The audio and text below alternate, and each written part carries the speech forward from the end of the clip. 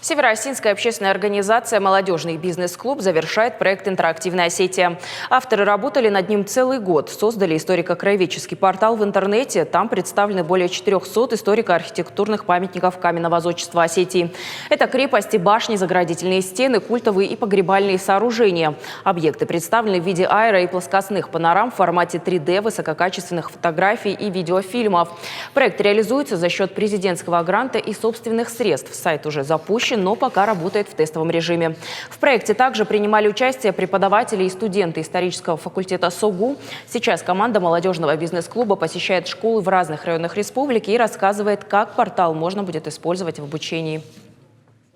Мне понравилась задумка этого проекта и его реализация. Мне кажется, это очень интересно и нужно для нашей республики, потому что у нас действительно очень богатая история, культура, и нужно рассказывать об этом молодому поколению. Мы сделали его в помощь учителям, потому что столкнулись с тем, что очень мало визуального материала для преподавателей, созданного с помощью современных технологий.